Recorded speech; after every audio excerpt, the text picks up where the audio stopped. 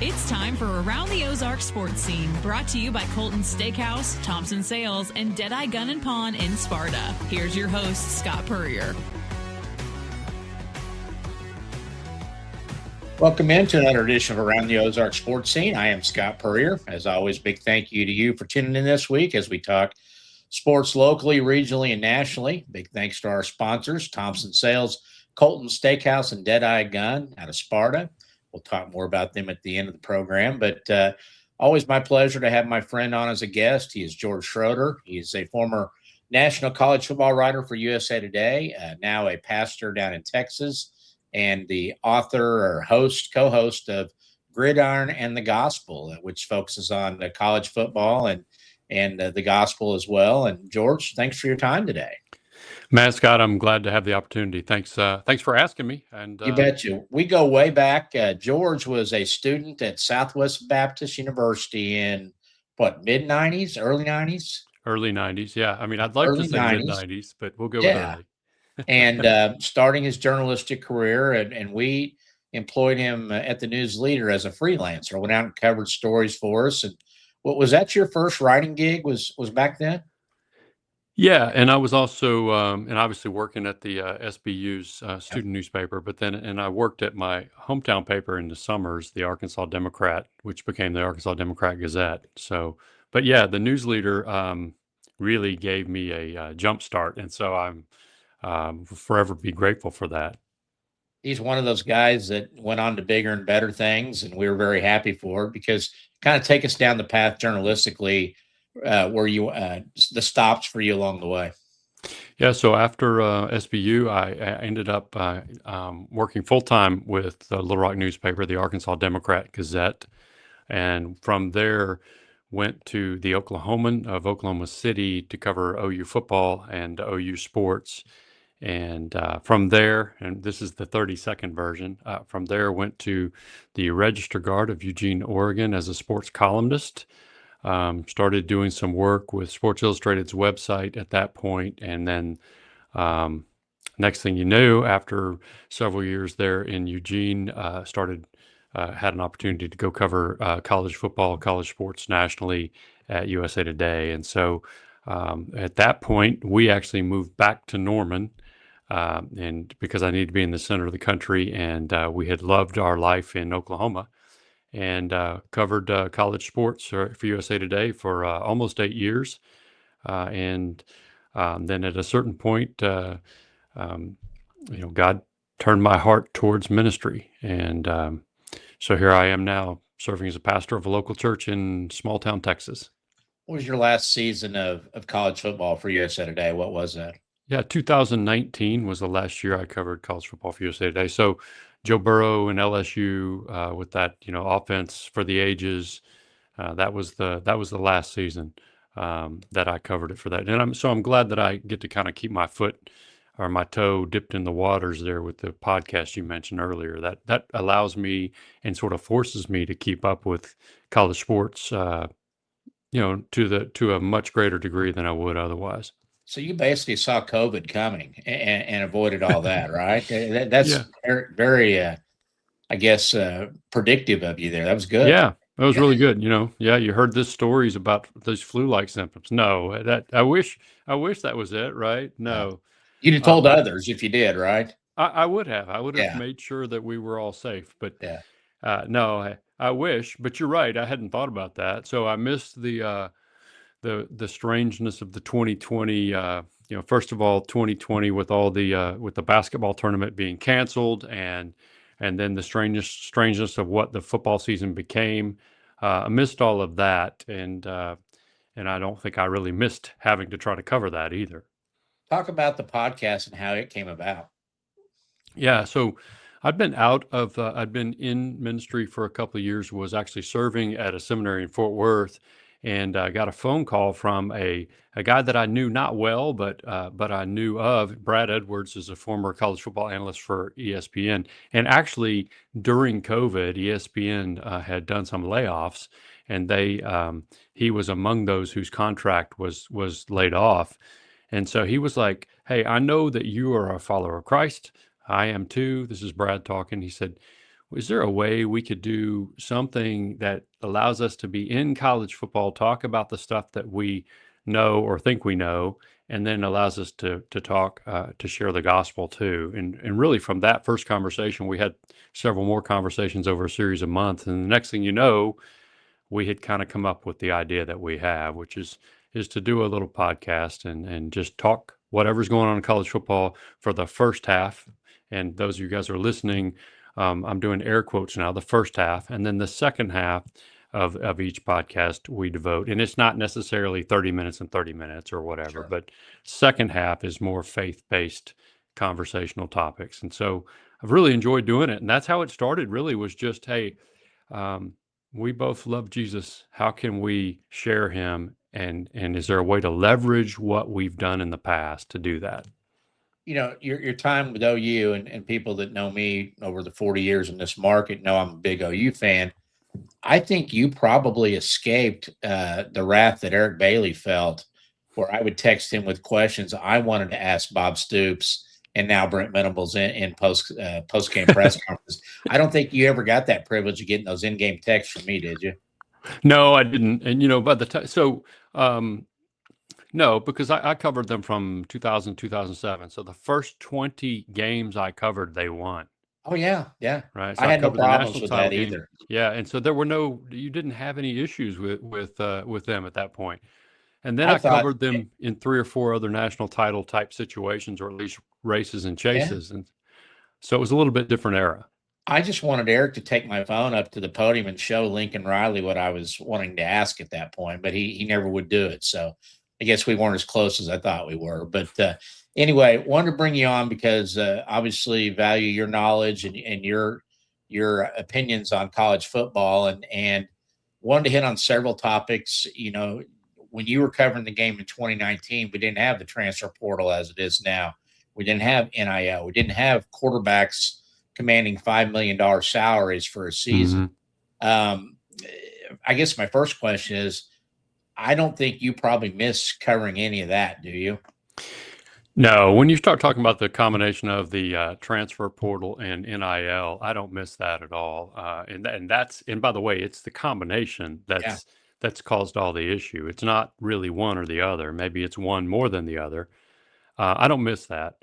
Occasionally, I'll look up on a Saturday and it's a game. It's in Ann Arbor or Tuscaloosa or somewhere, and I'll go, oh, I would have been at that game, and so I'll feel a little twinge there, right? But I don't miss all the stuff around the game. And look, that is what it's about, right? You have to cover those kinds of things. I don't miss that at all.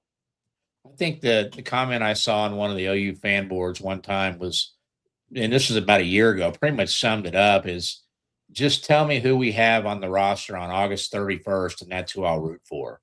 Because that's what it's become. And I can't imagine as a beat writer for one team, let alone the nation, that job that used to have maybe some downtime, now there's probably no downtime at all.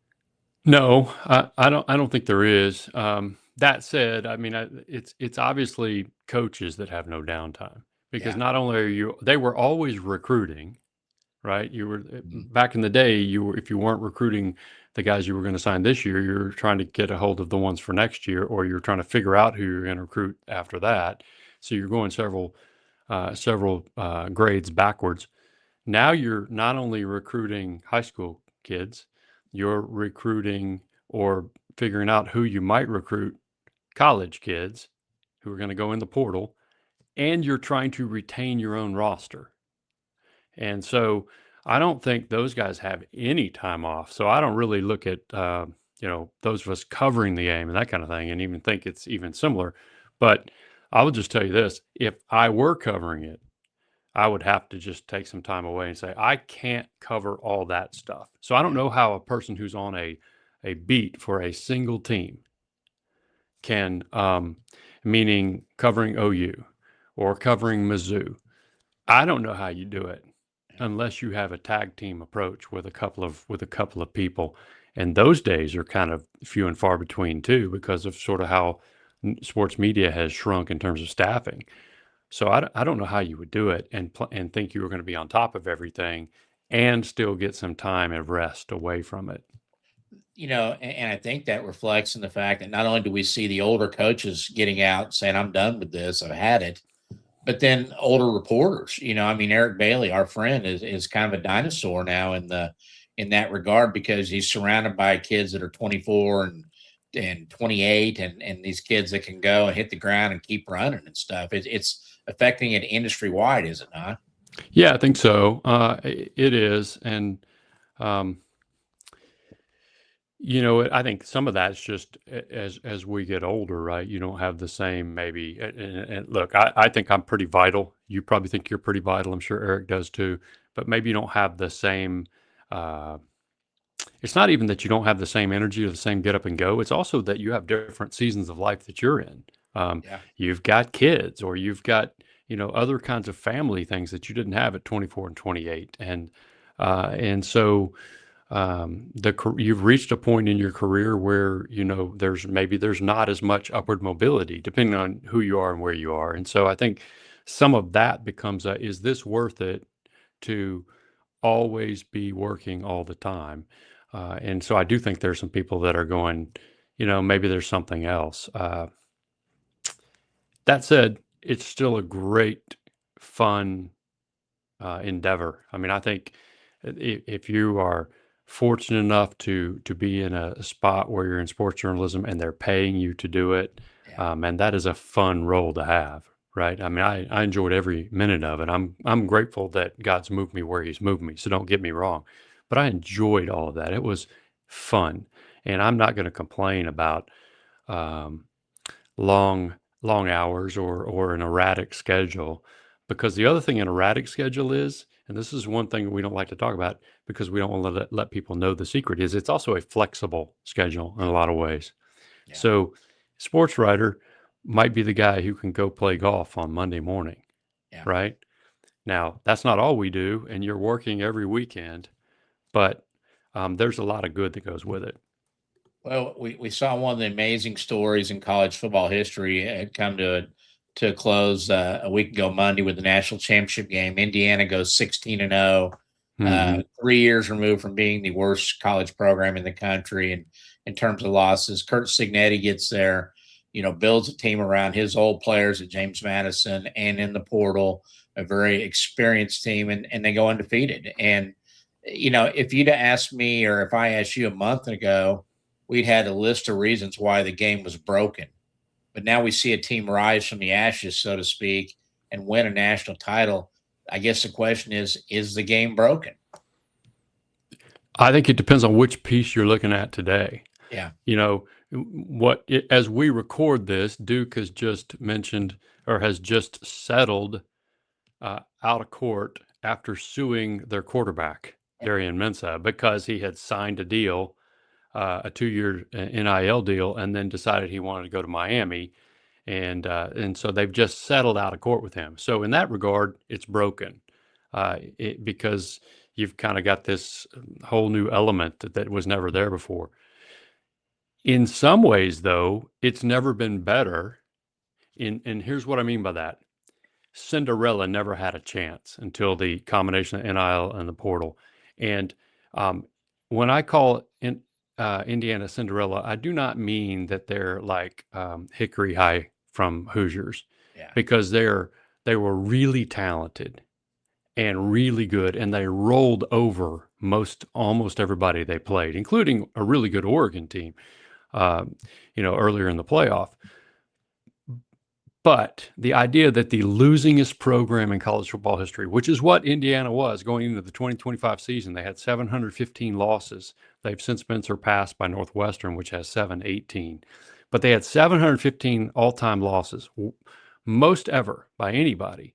The idea that they can, in 2 years under Kurt Signetti, go from that to go to the playoff twice, and then not only win the national championship, but when they got by the time they got to the game, they were the number one seed and the prohibitive favorite to win it. And then of course did win it. And so even if they're Cinderella, it's just in the larger picture. The idea that they can do that says that the talent is no longer concentrated in 4 or 5 programs. It's concentrated. It's been spread out, and you see that in that the teams that we would all traditionally say are great, Ohio State, Georgia, Alabama, LSU, whoever, those teams aren't as good as they were. And the other teams around their leagues are better. And if you catch lightning, you still have to catch lightning in a bottle to be Indiana, right? You have to have the right coach. He's got to make the right, he has to have the right people to come with him from JMU. And I'm talking about players. He's got to have the right coaching staff. He's got to make perfect evaluations on the people they bring in on the portal, because they weren't a bunch of 5-stars. And then they got a hit on the quarterback, which they did in Fernando Mendoza. You still got to catch lightning in a bottle. But never mind Indiana, the Ole Misses of the world could win the thing. The Mizzous of the world, the Arkansas, the 2-10 Arkansas of the world could turn things around and get it done.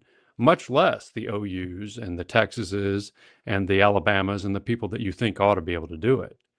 So it's a flatter world, which means you can have things happen. Texas Tech can go out and buy a team, and I don't mean that in a negative sense. That's what everybody's doing. But they can go out and buy a team and be in the playoff, and if they get a quarterback, they might still be playing. That's an amazing thing that could not have happened 4 years ago. Is this happening because the lack of depth? Because the backups, for the most part, are saying, I want to go make more money. I want to play. Because I look at what Brent Venables has done with OU, and it's been a long, hard climb, where he was on the hot seat and very near to losing his job, it appeared. But now they're back with their defense. They got a Brent Venables defense. They went and bought a quarterback. They got a bad buy in running back out of the portal with Jay Knott last year. But what's happening now is with that good defense, the backups are leaving and they're going elsewhere. So now OU's really good up front on that first team. But if somebody goes down, they may be in trouble. And is that why we're seeing the leveling of the playing field? Absolutely. I mean, look, that's true to some degree everywhere, including Georgia, including Ohio State. There's some programs that are still going to have, and maybe for a long time, are still going to have some sort of at least a half leg up on others because of who they are and because of their resourcing. But the fundamental dynamics have changed in that you don't have to go there to win a national title, and you certainly don't have to go there and wait your turn and hope you can beat somebody out. You can just go play somewhere and make more money and play. And the combination of those two things is a big deal, because if you play and you become a star at wherever, at Mizzou, then you're going to make money that you wouldn't have made as the backup at Georgia. And that's not to say that everybody who's starting at Mizzou or starring at Mizzou or one of these other schools would be a backup at Georgia. I don't mean that. What I mean is that the rosters have flattened. Back 20 years ago now, when Pete Carroll, before Nick Saban really got it going and turned Alabama into a dynasty, we forget Pete Carroll. They used to have these competition Tuesdays and competition Wednesdays where they would just have these rumbles, 1 versus 2s in practice. And they would have teams, their second team, in some cases their third team, because it would be like the freshmen, were probably better than most of the teams they were going to play all year long. And there was a time more recently when that was the case with Alabama and with Ohio State and with Georgia. And I don't think that's the case anymore, that they have that depth. And because of that, the talent is spread out, which means if somebody goes down, yes. On the other hand, some of those, then you're not going to be as good. But also, these other teams can beat you because they've got the same kind of talent on their roster that used to just stack. Yeah. Alabama used to replace players like sharps replace teeth. Yeah. They just pop in. And that's no longer the case. Kids aren't going to be there. When this all started firing up with the NIL and player contracts and all that, I think Dylan Gabriel, made about $1 million as OU's quarterback, and he went to Oregon and made about $2 million. Now we're talking $5 million for the top guys out there in the portal. Is this financially sustainable for not only not only everybody, but the top level teams even? Can they do this? First of all, long term, probably not. Yeah. But every one of those things varies by their specific context. You might be better off as a program to be Texas Tech than to be Alabama. Yeah. And hear me when I say, let me try to explain that a little bit. I don't mean that all of the institutional advantages that being Alabama football have been, they all go away. What I mean is if you have to pay whatever the going rate is, eventually people aren't just coming to wear the crimson. They're coming because you're going to pay them. And if there's a proof of concept, which Texas Tech now has, for example, because they won the Big 12, went to the playoff, and now they can just say, hey, if we have a better offense, we're going to win we may win this thing, right? And there's proof of concept. You can say, we're going to do like Indiana, whether you're Texas Tech or somebody else. Here's what Texas Tech has going for them that maybe in Alabama doesn't have. They have a couple of, not just Cody Campbell, the billionaire former player, but they have a couple of oil billionaires and hundreds of millionaires who are invested in saying, we want this to go. You need those kind of people who want to do that kind of thing and are willing to keep pouring money in year after year after year, because otherwise, is it really sustainable? I mean, think about the pressure you have to get tens of millions of dollars every year if you're the athletic director just to pay a roster, while players may leave in 6 months, and you've got to continue to get the donors to give money every year. And it's not $20 million like the revenue share. It's probably 30 or 40 million. And is that going to keep going up? I don't think we really know, but history would tell us probably. How are you going to do that year after year after year, even at the biggest programs? Yeah. Well, you might be better off having a Cody Campbell and 3 friends who are just willing to say, we can pull some money out of the couch cushions for 10 or 12 years here than to be kind of the traditional football power. Now they've got people who are very invested and really interested in their teams winning, who have a lot of money, but do they have the money that they can do it year after year after year after year after year? Sometimes they don't. I was to say the best recruiting job Indiana did was getting Mark Cuban enthused about Indiana football. Absolutely. What's the message that you would give to a Missouri State, for example, that just joined the FBS level this year, had a phenomenal, a 7-6 final record, but at one point they were 7-5 and looking like they might go, or 7-4, 8-4, they might go 9-3, but they're trying to scrap enough money together, another $1.5 million to finish locker rooms and facilities. They're in the same FBS as Texas Tech and Texas A&M and Ole Miss and Indiana and Georgia and all of them. I mean, that's not a competitive level playing field. But again, is that why you have your Power Fours and your Group of Fives, and that's why you try to let a Group of Five in? That's really good. Yeah, no, that's exactly. Look, if you're in the Group of Five, your goal is to be the highest ranked conference champion. And it's really kind of a Group of 6 now, right? So that's your goal, Group of 6, a highest ranked conference champion, and you get in. And this year, obviously, because of weird things, 2 of them got in. That's not going to happen again based on the way they've changed things. But there's going to continue to be access, at least as long as we have sort of the current system where there is an FBS, there's going to have to be access for Group of 6. And so that's what it'll be. Highest ranked Group of 6 champion. So you can do that. I think in the bigger picture, it's a hard row to hoe because, you're going to have to make a living on high school athletes. And then if they have a great year, they're going somewhere else. Yeah. Because because Missouri can pay. Arkansas can pay to get the Missouri State running back or quarterback, Drew Mestemaker was at North Texas and he's following Eric Morris to Oklahoma State, right? The quarterback. And so you're going to have to replace them every year. Now that's happening at the higher levels too. But what's happening is there's going to be a serious talent drain, and we're already seeing it from the Group of 6 into the Power 4. And really it's the Power 2, but it's really the Power 2. It's the SEC, it's the Big 10. The ACC and the Big 12 are hanging on for dear life, and they're going to face some of the same issues. What's the ideal playoff number in your mind? Is it 12? Is it 16? It's not 24, is it? I like 8, but no one's going to let's go back to 8. Yeah. I think 12 is great, and obviously this year they just this here in recent days, they basically didn't come to some sort of an agreement, so it's staying at 12. There's some changes with how they're going to compose the field. Not huge changes, but some changes. And so I like that. Here's what I'm going to say. Why is there such a giant hurry? We just had 12, right? This is the second year of it. What is it that's not working, right? Let's just wait and see what happens. If it's going to go past 12, I don't know how it can get past 16 and still the regular season actually even begin to have a semblance of mattering. Yeah.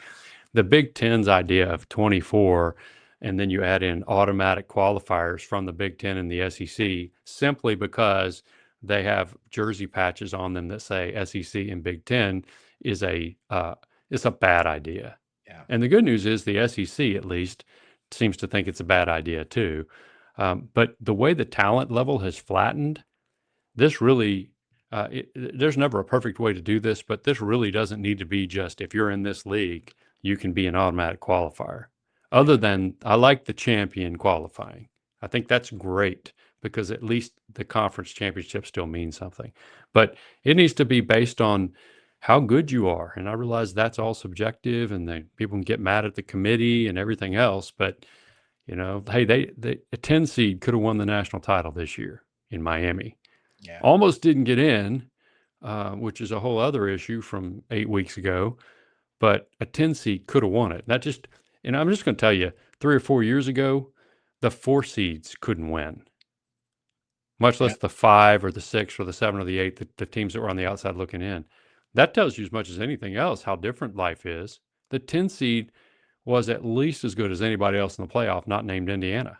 Yeah. Talking about Miami. So that's actually not an answer to your question, but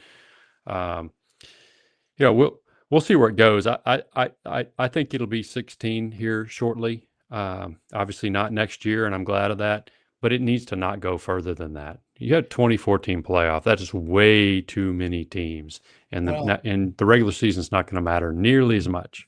And it's too long of a season. I mean, right now, I think next year we're looking at like a January 27th title game. Yeah. You're starting early August with your preseason camps.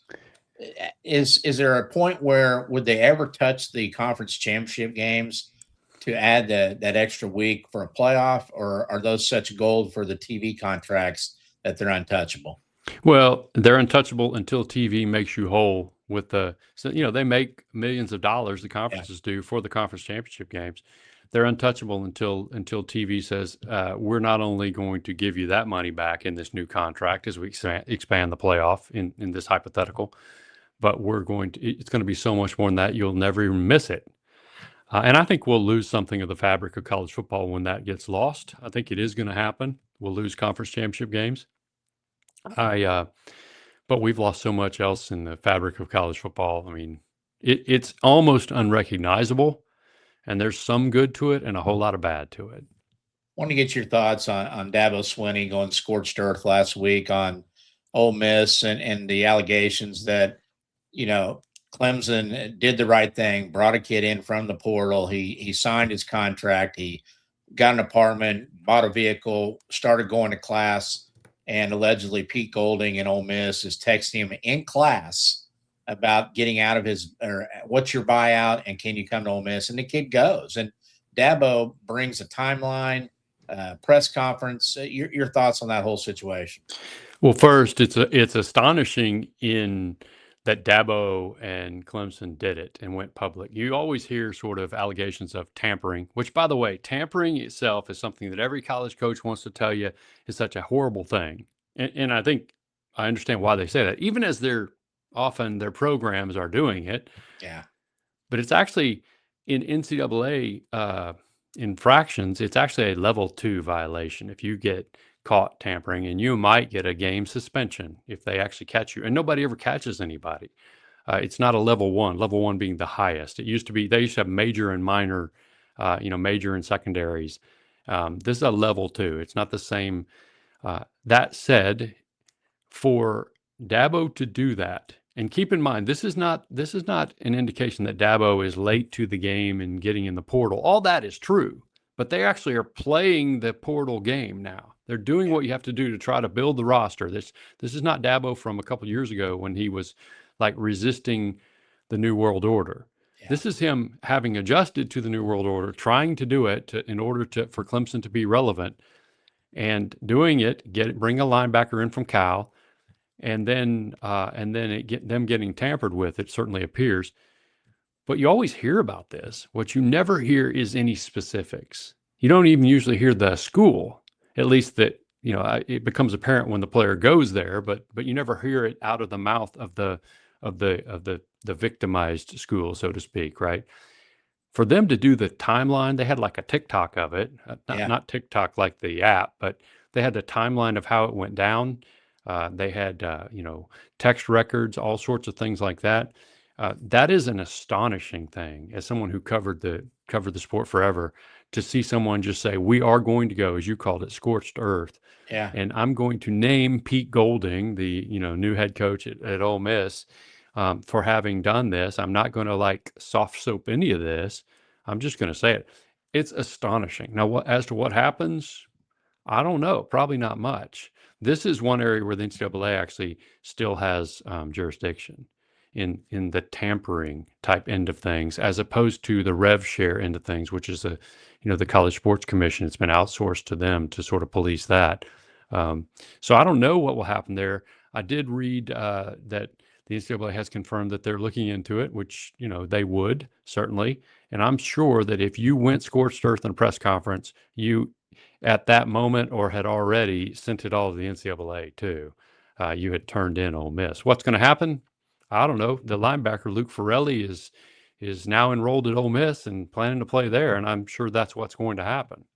Is the pressure on the NCAA in this case in particular? Because, like Dabo said, if you have no consequences, you have no governance. And do they need to do something, or is it going to open the floodgates even more by teams just saying, "Hey, they can't do anything. They don't want to do anything. We'll just keep doing it"? Well, the biggest problem here is if there is an infraction and it is tampering, it's just a level 2 violation. So theoretically, you could suspend Pete Golding or someone's for a game, but it's probably not going to be 4 games or 12 games or something like that. I think Kirk Ferentz, actually, of all people, the Iowa coach, got in trouble for tampering at one point and missed a game. And I may be, don't hold me to that, but I think that's right. But so the question is missing a game or the public shaming by Dabo. And I don't even know if he'd miss a game, right? We don't know what the NCAA will come up with. We don't know if that evidence is going to convince them. But if they did, and all that happened, is that significant? Do people think that's significant? Is that a thing? Does it change anything? I don't know the answer to that.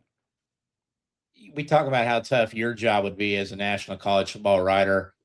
John Duncan, the director of NCAA enforcement, is a friend of mine. He's a local guy, Springfield Glendale graduate. How tough is his job, and do they have any teeth anymore? Because every time they probably try to do something, here comes an attorney with a threat of a lawsuit at that point. No, that's right. And you think about the attorneys general from states taking up, who apparently are big sports fans, right? Taking up for, the University of Tennessee and Nico, who ends up now, Nico shall not be named by Tennessee fans because he's at UCLA. But you think about those kinds of things where they sue the NCAA, and it's not always just private attorneys. Sometimes it can be, but sometimes it's the state attorneys general doing it, right? And so, to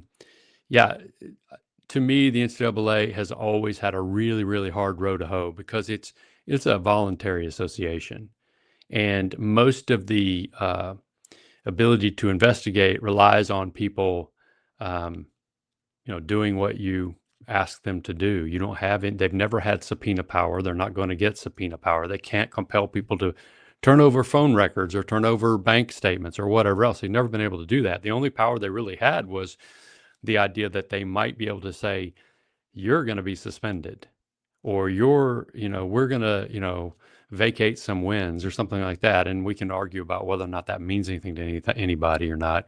That's all really they've ever had the power to do. But it feels like over the last couple of years, they've had almost no power because of what you talked about. Because in the past, universities did not seem willing to sue you.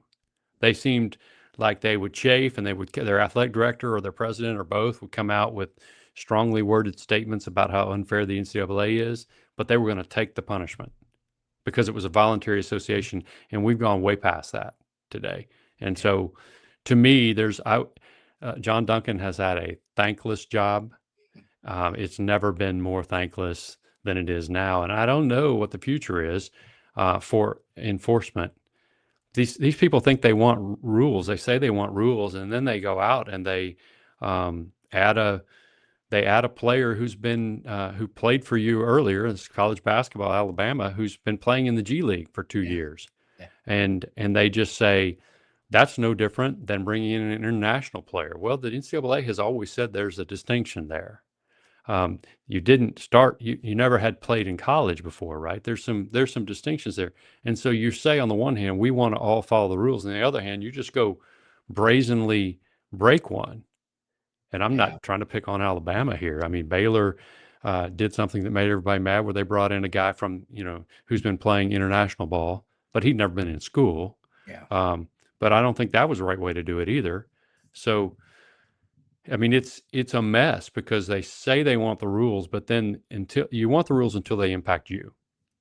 The Ole Miss Clemson situation, obviously, and he's kind of been immune to it, but there's got to be a lot of disappointment in that kid. Signing an agreement and sticking to it and going to class and then up and, going to compliance, going back into the portal and then disappearing. But when you read through the testimonial and the timeline and the agent, the agent that offered to give up the texts from the Ole Miss coaches if Clemson would pony up another $1 million for a 2-year deal. Yeah. How big of a problem are the agents? We have a local kid that was here, Jackson Cantwell from Nixa, that was the number 1 recruit in the country, high school this year.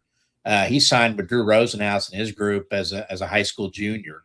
That's a group that knows how to handle these things. They're professional about it. Right. How big a problem are the agents? And could the NCAA at some point make every handler and air quote agent register and kind of weed out the bad ones? Well, I mean, it'd be great if they could. I mean, there is a problem because most people aren't going through sort of those established agents like you see. I mean, Rosenhaus, obviously a longtime player agent, at the pro level. So most of them are just sort of, guys. And that doesn't mean that some of them aren't doing very good things. I'm just saying there's no regulation at all, basically. Anybody that you and I designate to be our agent can be our agent. At least in the NFL, there's sort of a certification process and things like that. Could the NCAA do that? I suppose, but how are you going to get the buy-in to do that, right? And so much of what the NFL is able to do is because it's a self-contained unit. It's also smaller. They're also all essentially the same sort of individual corporation, each of these franchises in the NFL. Whereas the NCAA is this sort of giant blob of institutions that are all different. Every one of them is different. Every one of them has different pressure points and aspirations and realities and that kind of thing. And the idea that you're going to be able to sort of create sort of this NFL-like setup, even if that's a good thing, which I don't think it is, the idea that you can actually create that to me is really hard. If that's ever going to happen, it happens when there's collective bargaining with the players. And what does that look like? Is that just football, men's basketball, maybe women's basketball? What does that do with everybody else? And what schools does that include? And so I think at some point there may be collective bargaining. It may be that they're actually called employees somehow. But I also wonder if it'll be the NCAA. Or is it going to be, some new entity that's created by the Power 2 or the Power 4? And what does that look like for Missouri State? I don't know. And the other in the group of 5, group of 6. George, a great conversation. Before we let you go, got to ask you, your congregation, you're kind of south of Dallas, north of Houston. Do you have to be careful? Are they Texas or A&M fans? Are they Cowboy fans or Texans fans? Do you have to be cautious in your sermons with what you put out there? Well, so it's become kind of a running joke that if I don't have a sermon illustration or a laugh line or something from some sort of college football illustration, then I probably didn't really work hard that week. It just sort of happens. I probably overdo that. But the vast majority of our folk are Aggie fans, just proximity. We're about 90 minutes from College Station. And it's a largely rural community. So there's that too, right? A&M. Yeah. We have Texas fans. We have a couple of LSU fans. We have a very few Texas Tech fans. But it's largely A&M fans. And then they would largely be Cowboy fans Yeah. as it relates to the NFL. But no, I try not to be careful. I try not to overdo it, but I try to be careful. I also don't want to unnecessarily inflame people, right? As far as that Yeah. goes. So one of the things is our older son went to Baylor. Baylor's about an hour west of here in Waco, and I've been adjuncting in journalism there for several years, and so I sort of have developed a bit of an affinity after not really having one for years for Baylor, and that works out really well in the context I'm in because if you tell people you're a Baylor fan and they're an A&M fan or a Texas fan, they just sort of pat you on the head and say that is so cute. I'm so glad that that Baylor doesn't threaten them in their minds. So it's just kind of fun. I just have a lot of fun talking about it, and I think it sort of makes I don't know. College football matters. College sports matters in this context, and I know it does in Southwest Missouri too. It really matters, and so it's a way you can talk to folks sort of in a common language. Yeah. And so I love that. I don't know what that would be like if and nobody's asking me to, but if you put me in some giant pro market in the Northeast and I was trying to talk college football, right, I'd have to sort of learn a new language. Yeah. Well, and of course, you're a man of the people, you're a man of the Lord, but you're also a Razorback fan growing up, I imagine, in Little I Rock. was, And yeah, I I know was. you graduate. So, I mean, you got all kinds of things that you got to tiptoe around down there, but got to be fun and obviously clearly a passion for the Lord and for college football still. Tell us about the podcast. How often do you do it and where can people find it? Yeah, I appreciate it. Gridiron and the Gospel, a faith in college football podcast is what is the name of it. Gridiron and the Gospel. If you just search for it on podcast platforms, you'll find it. We're also on YouTube if you search for Gridiron and the Gospel, and it's weekly from August through the end of the football season, and then it's kind of a couple times a month during the off season. So we'll record a kind of a 2025 season wrap up here in a day or so, and then we'll start into sort of the off season. Reduced schedule. But if you like it and you subscribe to it, it'll pop into your your podcast receptacle or whatever. Right now, I'm going to sound not techie, right? It'll be in your podcast library, but all the major Absolutely. podcast platforms. And hey, I'd appreciate it if you guys give us a shot and take a look at it. And you know, you can you can still find me on X or Twitter at George Schroeder too. And I'd love to talk football, but whatever else anybody wants to talk about too. Absolutely. George, again, great stuff. Let's do it again, okay? Hey, I'd love to. Thank you, Scott. Man, Yeah, I love catching back up with things in Southwest Missouri, and anytime you and I get a chance to talk, it's fun. we will do it again. Thank you, my friend. You bet. Thank you. George Schroeder, again, a lot of history here in the Ozarks with his going to SBU and working for the News Leader and just continued on all the way up to USA Today national college football writer and doing a great job with that podcast. Listen to the episode after the Indiana Championship. Great stuff. Would highly encourage everyone to give it a listen as well. Want to thank our sponsors again. We start with Thompson Sales. They're located at 1555 East Independence in South Springfield. Thompson boys have been in business since 1919. By the way, congratulations to all the Thompsons. The Thompson family, Thompson Sales family, is being honored by the Missouri Sports Hall of Fame as their Founders Award winner for their contributions to area sports over the many decades this Sunday at the enshrinement banquet. So congrats to all the Thompson family members on that. They do a great job of keeping it local, supporting local teams and sports. And of course, they are your home for the largest selection of Cadillac, Buick, and GMC cars and trucks, new and used. Have a great service department over there. Go see the boys at Thompson's because they have been dealing since 1919. Big thanks to my friend Thomas Orr and Colton Steakhouse of Springfield, located just down the street from Thompson's at 2020 East Independence. You won't find a better steak, burger, salads. They got a Montana burger that is the best burger in Springfield. If you haven't tried it, go in and get it because with their burgers, they actually use steak meat to put those together. Very juicy and just a real treat, along with their hot rolls and the fresh peanuts you can get there at Colton Steakhouse in Springfield. And finally, our latest sponsor, Deadeye Gun in Sparta.